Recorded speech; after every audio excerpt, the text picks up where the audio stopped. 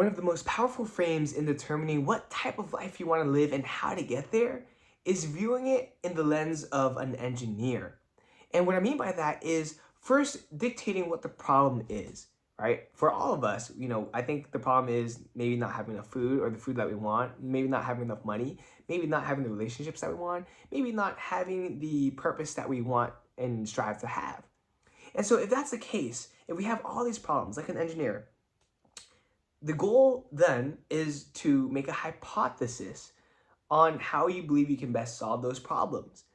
And the best way to do that is to make a hypothesis on what type of person you want to be, who you want to be, right? So let's say I might make a hypothesis, for my health, maybe I should be a healthy person, right? Maybe I should be a person that doesn't eat processed foods, a person that doesn't eat junk food, a person that exercises every single day, and try that and experiment with it.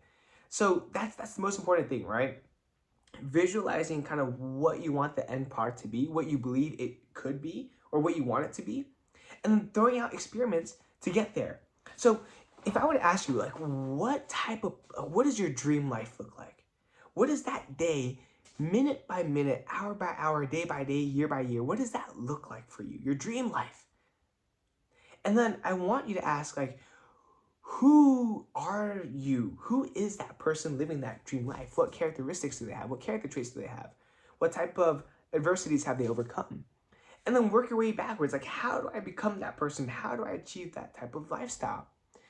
And then once you kind of think of all these ideas on how to get there, make hypotheses, right? Ideas on how you want to get there, and then create experiments to see if that hypothesis holds true. Let's say I want to become incredibly healthy. I want to have a six-pack. That's who I envision myself to be. Okay, well, I have an idea of how I want to get there. I think it starts with eating clean, maybe going on a ketogenic diet. I don't know. I'm going to try it, though. Maybe eating a lot of greens, maybe eating once a day, maybe exercising 4 times a day in the gym and running the other 3.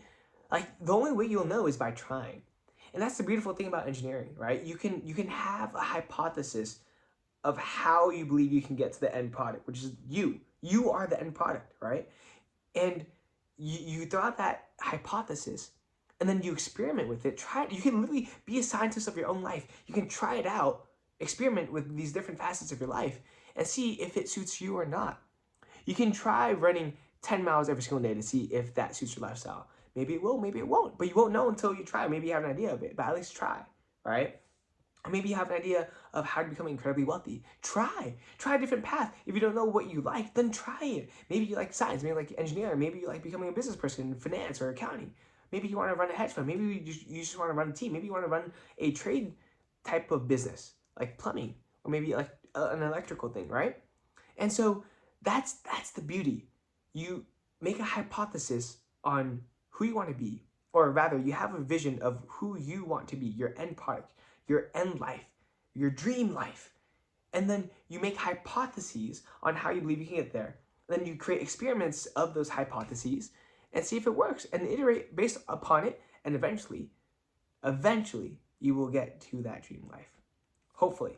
Not all experiments end well, but I hope yours does. And I hope mine does too. But I think that's such a useful frame. And especially if you're, in your teens, or if you're if you're in your 20s, it gives you some room to breathe, because you know that you don't have to figure out everything now. But the point is to test everything now so you can get at least one step closer to discovering the truth and seeing what you actually like. Once you determine enough times the amount of things that you don't like, you'll eventually figure out what you do begin to like. And so that is the lesson that I've learned the past couple days, especially after a few guest speakers came on. And it's been incredibly helpful. And I don't know, there's just so much less stress now. Like, I'm gonna try things, I'm gonna experiment with my life, experiment with my schedule, see how it kind of fits all in together, see if I actually like, this or that. And I'm excited for the future, man.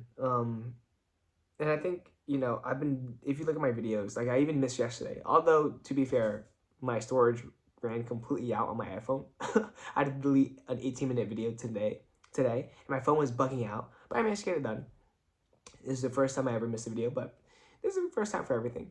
But I think the reason why I was so tired and so brain foggy was, number one, the retreat that I had, that had some interesting fun, but also I was off caffeine for like a good, like energy drinks for a good week, and oh boy, was I tired, was I brain foggy, was I drained.